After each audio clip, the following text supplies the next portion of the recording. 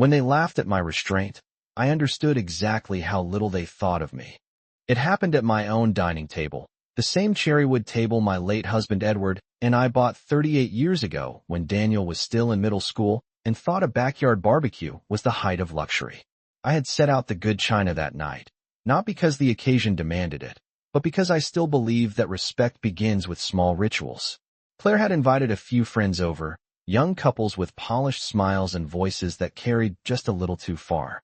They spoke about investments, renovations, and long-term positioning, as if life were a chessboard and I were a piece already removed from play. I listened. I folded my napkin neatly on my lap. I let them speak. It was Daniel who said it first, though he said it softly, almost casually. Mom doesn't really get involved in these decisions. Claire laughed then, light and bright, the kind of laugh meant to signal harmlessness. She's very restrained, she added, drawing the word out as if it were a quaint antique she'd found in an attic. Someone else chuckled. Another sip of wine. A glance in my direction. I could feel their expectation hovering in the air, waiting for me to defend myself, to insist on my relevance, to prove I still had a voice in the house where I had once chosen every paint color and planted every rose bush along the fence. I did not give them that satisfaction. I reached for my glass of iced tea instead, the condensation cool against my fingers, and took a measured sip. They mistook that for weakness. They mistook my silence for confusion. What they did not understand was that restraint is not the absence of thought. It is the presence of discipline. The mortgage on this house had been paid off 10 years ago. The property taxes were current. The trust Edward and I established after his diagnosis was not something I had forgotten in my grief. I had reviewed those documents more times than Claire had likely reviewed her online shopping receipts. But I did not interrupt. I did not correct Daniel when he said they were streamlining assets, or when Claire suggested converting the downstairs office into something more modern. I watched the way Daniel avoided my eyes. I noticed how Claire's hand rested lightly on his arm whenever he hesitated, steadying him, guiding him back to her script. They believed they were managing me gently, as one might manage an aging relative who no longer understood how the world worked. The irony would have amused Edward. He used to tell me that the strongest move in any negotiation was the one you did not reveal. Let them show you their hand first, he'd say while shuffling a deck of cards on quiet Sunday afternoons. That night, they showed me everything. The assumption, the dismissal, the quiet plan forming beneath polite conversation. When Claire finally turned to me and asked, with that careful sweetness, "You're okay with all this, right?" The table fell still for half a breath. I met her eyes. I smiled. Not wide, not sharp, just enough to acknowledge the question. "I'm listening," I said. And that was when they laughed. Not loudly, not cruelly, but confidently, as if the matter were settled, as if my listening were the same as agreeing. I let the moment pass. I let them believe what they needed to believe. Because restraint, I have learned at 72 years old, is not surrender. It is preparation. After the guests left that night, the house felt larger than usual, as if the walls themselves were listening. I cleared the plates slowly, stacking them with care, rinsing each one before placing it in the dishwasher. Claire had offered to help, but only in the way someone offers when they are certain the answer will be no. Daniel lingered near the kitchen island, scrolling through his phone, the blue light reflecting against his face. Neither of them mentioned the laughter. Neither of them thought it necessary. The silence between us was not awkward for them. It was convenient. I wiped the table with a soft cloth, moving in steady circles, remembering the day Edward and I had brought it home in the back of a rented truck. Daniel had been 15 and had complained about splinters while helping his father carry it inside. He had been proud of that table once. Proud of this house.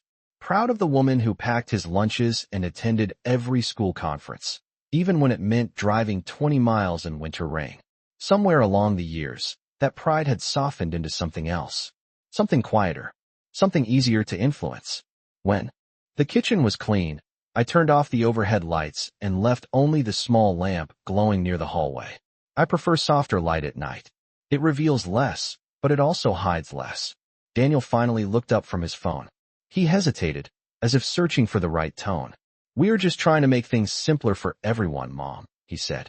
His voice carried that careful patience people use when speaking to someone they believe is fragile. I nodded. "Simplicity can be useful," I replied. I did not ask what everyone meant. I knew it did not include me in the way it once had. Claire stepped closer then, folding her arms lightly. You have done enough, she said, smiling in that polished way of hers. It is time for you to relax. Relax. It is a curious word. It can mean comfort. It can also mean step aside. I met her gaze without lowering mine. I have never confused involvement with exhaustion, I said evenly. She blinked once, surprised perhaps that I had responded at all. But I did not elaborate. I did not raise my voice.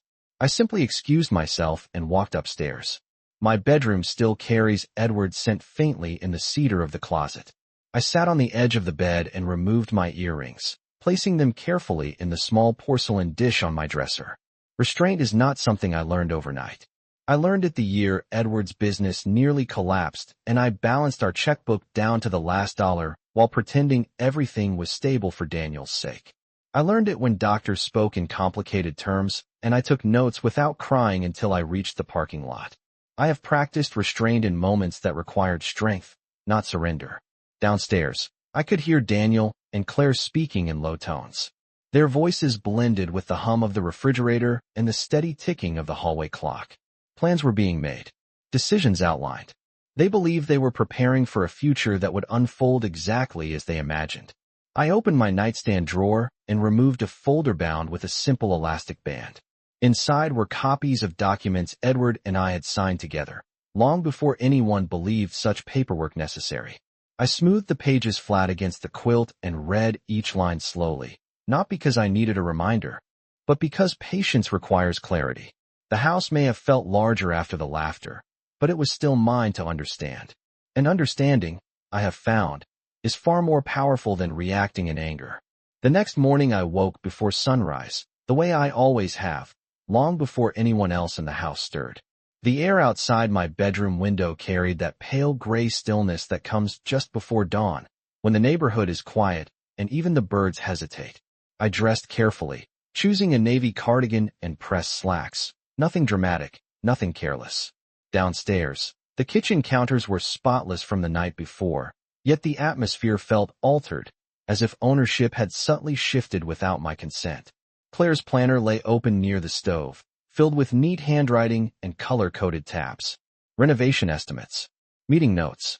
A line that read, Attorney consultation, Tuesday, 10 a.m. I did not need to ask which attorney. I poured myself coffee and sat at the table, folding my hands around the warm mug. Daniel came down 20 minutes later, hair still damp from his shower, adjusting his watch. He looked surprised to see me already seated. You are up early, he said, attempting lightness. I have been rising at 6 in the morning since before he learned to tie his shoes. Old habits, I replied. Claire followed, dressed for the day, her expression composed but slightly guarded. She glanced at the planner, then at me, then closed it without comment. The choreography was subtle, but not invisible. We might stop by the bank later, Daniel said, reaching for a glass. Just to review some paperwork. Review. Another careful word. I stirred my coffee once and set the spoon down precisely on the saucer. That sounds productive, I answered. I did not ask to join them. I did not need to. The trust documents upstairs contained clauses written in language far less casual than the conversations happening in my kitchen. Edward had insisted on specifics. He believed in contingencies. He believed in preparation. After they left, I waited exactly 15 minutes before retrieving my purse. I drove my sedan down Maple Ridge Road toward the small brick building where our family attorney still kept his office.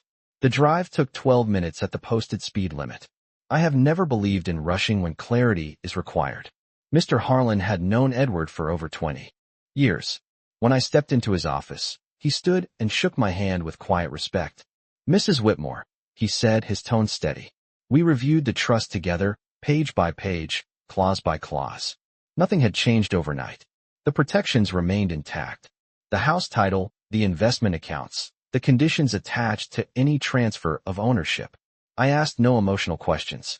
I requested no dramatic revisions. I simply confirmed what I already understood. Restraint is easier when facts are on your side. When I returned home just before noon, Claire's car was already in the driveway. Inside, the atmosphere felt tense, as if a conversation had not gone according to plan. Daniel stood near the living room window, phone in hand, frowning at the screen. Claire's voice carried from the hallway, sharper than usual but still controlled. They looked up when I entered. "We were just talking about the property structure," Daniel said. I nodded and set my keys gently on the console table. "Structures are important," I replied. Claire studied my face, searching for something: confusion, fear, urgency. She found none. I removed my cardigan and draped it neatly over the back of a chair. Silence settled again, heavier now. They were beginning to sense that my quiet was not ignorance. It was calculation. And calculation, once recognized, makes people uneasy. That afternoon the air inside the house carried a quiet tension, like the pause before a summer storm that never quite arrives. Daniel avoided direct conversation, choosing instead to hover near the television with the volume low, pretending to follow a news segment he could not possibly have been listening to. Claire moved through the kitchen with deliberate efficiency, opening cabinets, closing drawers, checking her phone as if awaiting confirmation from someone outside these walls. I remained seated in the living room armchair Edward had favored, the one with the worn leather arms that still bear faint impressions from decades of use.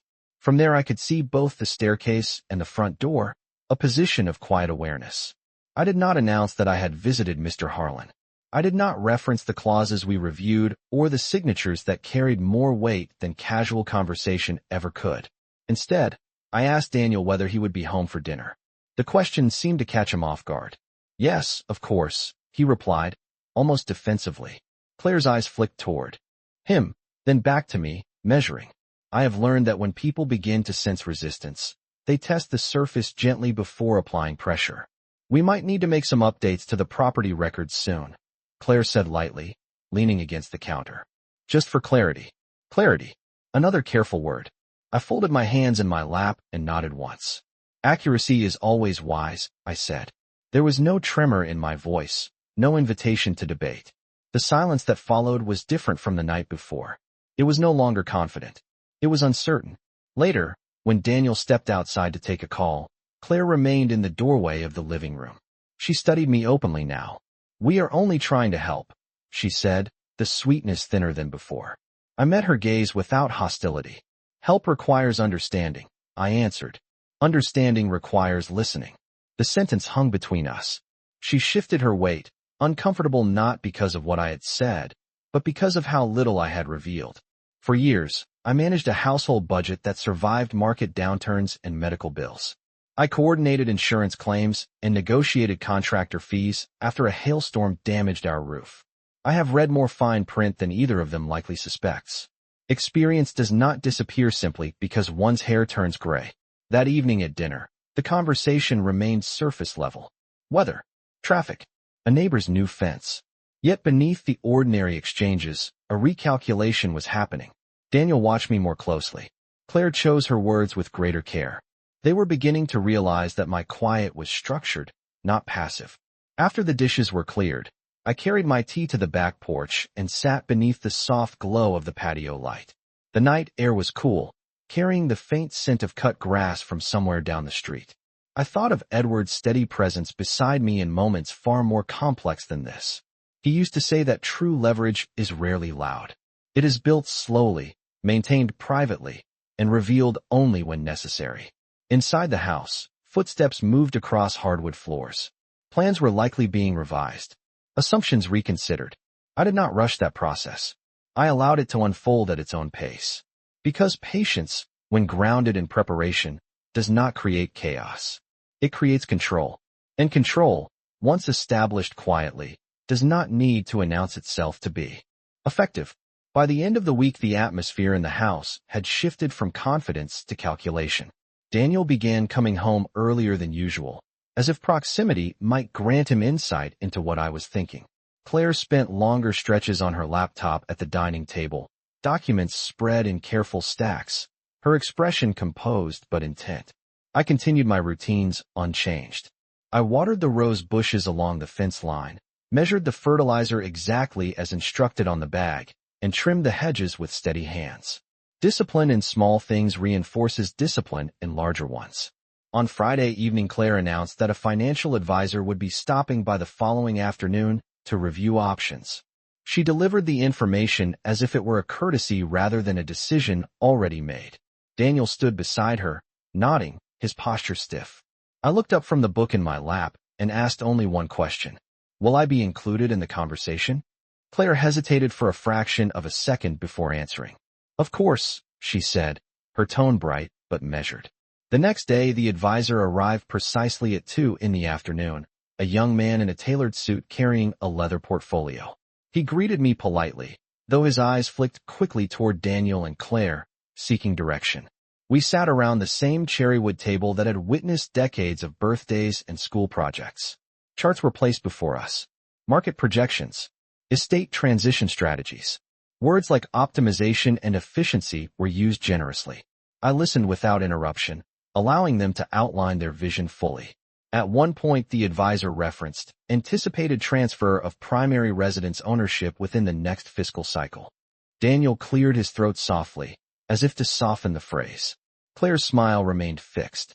I folded my hands and asked, calmly, under what authority would that transfer occur? The advisor glanced at Daniel. Daniel glanced at Claire. For the first time, uncertainty entered the room openly. Claire responded that they were simply exploring possibilities. I nodded. Exploration is wise, I said. Assumption is not. The conversation slowed after that. The advisor shifted to more general topics, avoiding specifics. When the meeting concluded, he left with polite handshakes and a promise to follow up. The door closed. Silence expanded across the living room. Daniel exhaled audibly. Claire gathered the papers with slightly less precision than before. We are just planning. Ahead, Daniel said, attempting reassurance. I rose from my chair and adjusted the sleeves of my cardigan. Planning ahead requires alignment with existing structures, I replied. I did not elaborate further. I did not reference the trust or the clauses that protect this house until conditions are met that neither of them can accelerate. Instead, I excused myself and walked upstairs at an unhurried pace. In my bedroom, I stood by the window and looked out over the lawn Edward once mowed every Saturday morning. The grass was evenly cut, the hedges trimmed, the property maintained. Ownership is not simply a line on a document. It is stewardship. Downstairs, muted voices resumed, no longer confident, no longer dismissive. They were recalibrating now, attempting to understand boundaries they had presumed flexible. I did not need to raise my voice to establish those boundaries. I needed only to remain steady. Because when people begin to recognize that your silence contains structure, their certainty begins to fracture. And once certainty fractures, control quietly changes hands. The following Monday, I adjusted nothing about my routine, and that was precisely the point. I woke at 6, prepared oatmeal with sliced apples and cinnamon, and read the newspaper at the kitchen table as sunlight stretched slowly across the hardwood floor. Daniel entered the room and paused when he saw me reviewing the business section. He seemed almost unsettled by the normalcy. Claire followed, her expression thoughtful rather than confident now. The previous afternoon had not unfolded the way they expected. They had anticipated hesitation, perhaps confusion, perhaps compliance. Instead, they encountered clarity without confrontation. That distinction matters. We have been thinking, Claire began carefully, pouring herself coffee, that maybe it would be helpful to consolidate certain accounts. The word consolidate lingered between us like a suggestion wrapped in courtesy. I folded the newspaper precisely along its crease and set it aside. Consolidation requires mutual authorization, I said evenly. Daniel shifted in his chair. We are only trying to make management easier, he added. I looked at him for a long moment, not accusing, not wounded, simply observant. Management of what? I asked. Neither of them answered immediately. Silence has a way of exposing weak foundations. Claire eventually replied, of the property, of long-term planning. I nodded once. Long-term planning was completed years ago, I said. It remains in effect. Their expressions changed subtly at that. Not fear. Not yet. But recognition. They were beginning to understand that whatever timeline they imagined had already been structured before they ever discussed it over wine and polite laughter. That afternoon, I scheduled a formal review with Mr. Harlan to update beneficiary designations on secondary accounts, not because I was obligated to, but because I wanted every element aligned with present reality. I did not inform Daniel or Claire of the appointment. Transparency is earned through trust, and trust had been recalibrated. When I returned from the office, I found Claire in the living room examining framed photographs on the mantel. She picked up one of Edward and me from a trip to Colorado nearly 20 years ago. "You both look so happy," she said, her tone softer now. "We were prepared," I replied. She set the frame down carefully. "You do not have to handle everything alone," she offered. I studied her face, searching for sincerity beneath strategy. "I am not alone," I said calmly. "I am informed." That evening Daniel asked if we could sit together and talk without documents or advisors. We gathered in the living room as twilight filtered through the curtains. He cleared his throat before speaking. "We never meant to make you feel pushed aside," he said. The words sounded rehearsed, yet uncertain. I listened without interrupting. Claire added that they were trying to build stability for the future. Stability, a noble concept when grounded in respect. I folded my hands and answered carefully. "Stability begins with acknowledging existing structures," I said. "This house, these assets, the legal framework in place, they were not created casually. They were created intentionally." Daniel looked down at his hands. Claire remained still. The dynamic had shifted. They no longer spoke as though I were a passive participant in decisions about my own life. They were seeking understanding now, even if reluctantly. I did not celebrate that shift. I simply noted it. Because power does not need applause. It needs recognition. And recognition, once earned quietly, reshapes every conversation that follows. The following days unfolded with a careful politeness that felt almost rehearsed. Daniel began asking for my opinion before making minor household decisions, whether it involved scheduling a repair or choosing a new appliance filter. Claire's tone shifted as well. It was no longer confident dismissal. It was strategic courtesy. I recognized the adjustment immediately. When people realize they have misjudged someone, they often attempt to soften the ground before taking their next step. I did not mistake this for reconciliation. I understood it as recalibration. One evening, as the three of us sat in the living room with the television muted, Daniel cleared his throat and leaned forward, elbows resting on his knees. "We spoke to the advisor again," he said. His voice carried less certainty than before. Claire sat upright beside him, hands folded carefully in her lap. "He mentioned there are limitations we did not fully account for," she added. Limitations. That was a more honest word. I folded the corner of the throw blanket across my knees and waited. Silence encourages truth more effectively than interruption. "There are clauses in place that restrict property transfer unless specific conditions are met," Daniel continued. He did not look directly at me. "Yes," I replied calmly. "There are." Claire inhaled slowly. "We were not aware of the full scope," she admitted. The admission was small but significant. I studied their faces, searching for defiance. I saw none. Only calculation mixed with a trace of unease. Those clauses were designed to protect long-term stability. I explained, keeping my tone even. They ensure that decisions are deliberate, not impulsive. Daniel nodded once. "We understand that now." I allowed the moment to settle before speaking again. "Understanding is different from agreement," I said. "And agreement requires mutual respect." The words were not sharp. They were measured. Claire's posture softened slightly. "We never intended to exclude you," she said, though her eyes suggested she recognized that exclusion had already occurred. I did not accuse her. I did not revisit the laughter or the confident assumptions. I simply held their gaze steadily. "Intent does not erase impact," I said quietly. The room grew still. Outside, a car passed slowly along Maple Ridge Road, headlights briefly sweeping across the curtains. Daniel finally looked at me directly. "What would you prefer?" he asked. That question carried more weight than any chart or consultation. I considered it carefully. "I prefer transparency," I said. "I prefer collaboration, not substitution."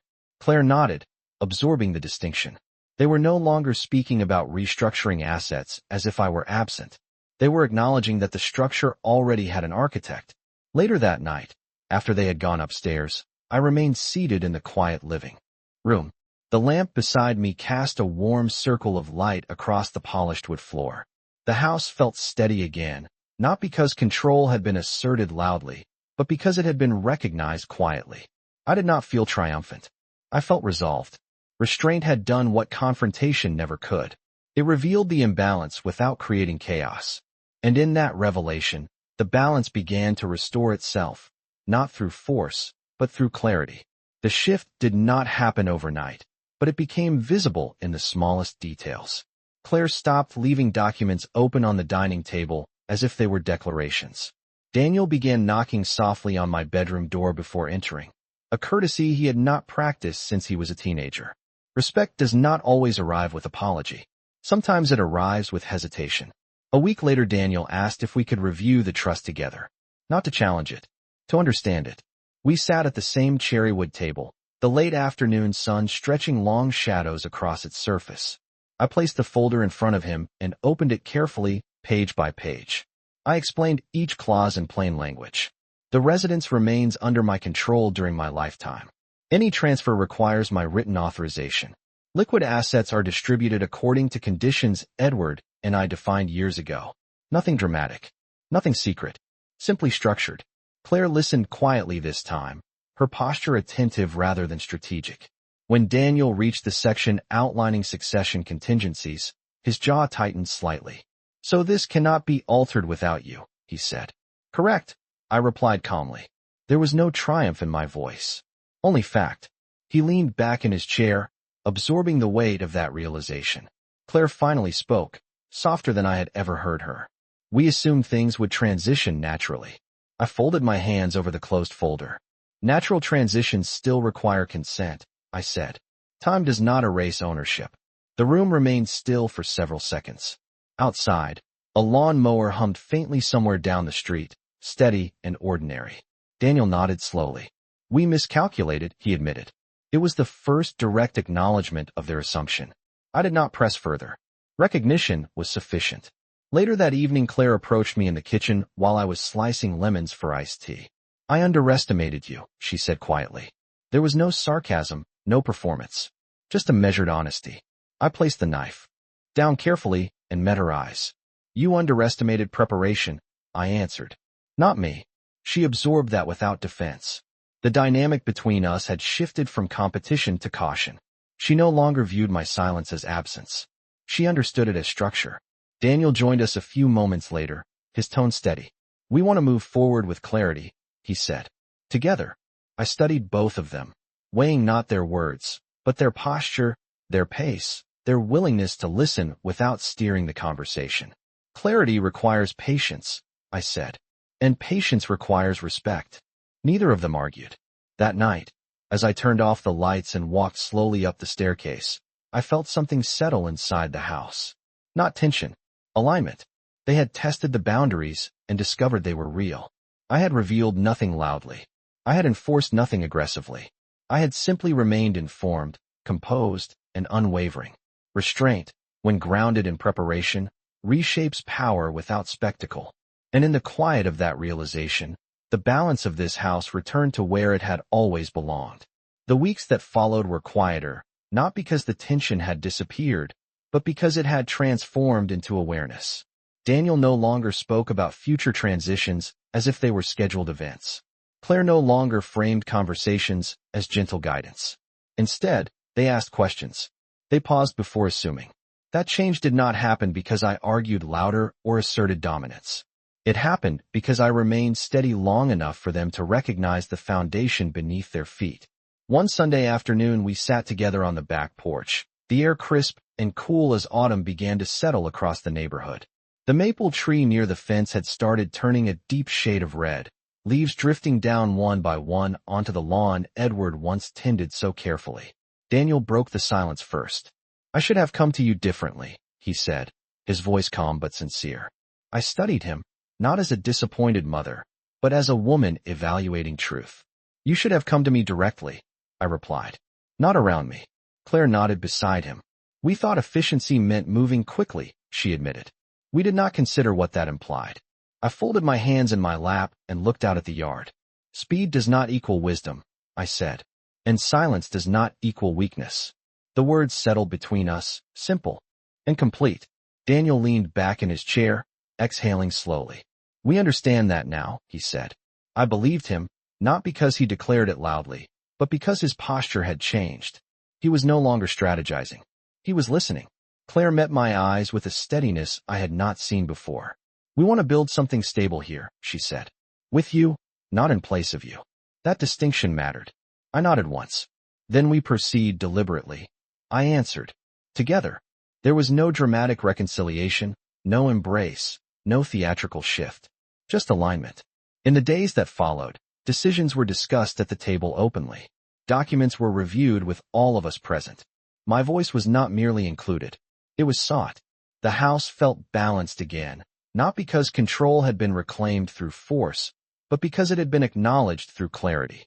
One evening as I turned off the lights and walked past the framed photograph of Edward and me in Colorado, I paused briefly.